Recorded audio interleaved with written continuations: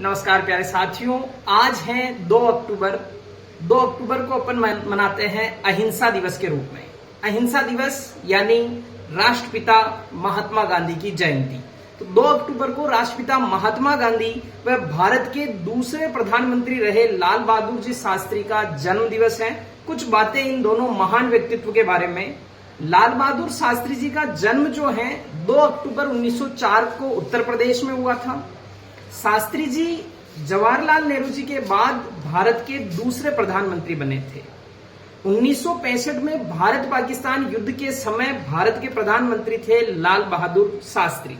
1965 के युद्ध के समय ही देश में जब अन्न की कमी हुई, अमेरिका ने हमारे ऊपर गेहूं को लेकर दबाव बनाया, तब वो शास्त्री जी ही थे जिन्होंने एक नारा दिया कि इस समय देश को 2 लोगों की आवश्यकता है, सीमा पे खड़ा हुआ जवान, खेत में खड़ा किसान। इसीलिए स्लोगन बना था जय जवान जय किसान। ये नारा शास्त्री जी ने दिया था।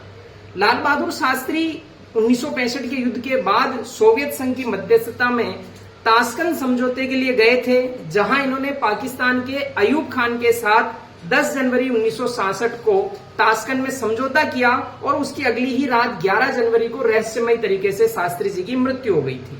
लाल बहादुर शास्त्री भारत के एकमात्र प्रधानमंत्री रहे हैं जिनकी मृत्यु विदेश में हुई है।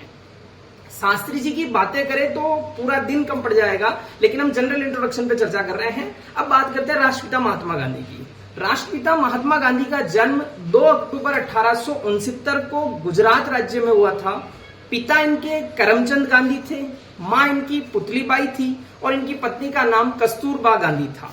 गांधी जी जो हैं ये 1893 में दक्षिण अफ्रीका गए थे एक केस की पैरवी करने। वहां से ये 22 सालों के बाद लौटे थे और इसीलिए ये 9 जनवरी 1915 को लौटे थे 22 सालों के बाद। इसलिए जनवरी के पहले वीक में 9 जनवरी को प्रवासी भारतीय दिवस मनाया जाता है। महात्मा गांधी को राष्ट्रपिता जो कहा था वो सुभाष चंद्र बोस ने कहा था। इन्हें महात्मा की उपाधि रविंद्रनाथ टैगोर ने दी थी। और याद रहे प्यारे साथियों, महात्मा गांधी ने कांग्रेस के प्रतिनिधि के रूप में दूसरे गोलमेज सम्मेलन में हिस्सा लिया था। गांधी जी ने सत्याग्रह का पहली बार प्रयोग दक्षिण अफ्रीका में किया था रंग भेद की नीति के विरुद्ध। भारत में इनका पहला सत्याग्रह रहा था चंपारण बिहार में नील की खेती की अनिवार्यता के विरोध में, और उसे 3 कटिया आंदोलन भी कहते हैं। राजकुमार शुक्ल के बुलावे पर ये बिहार गए थे।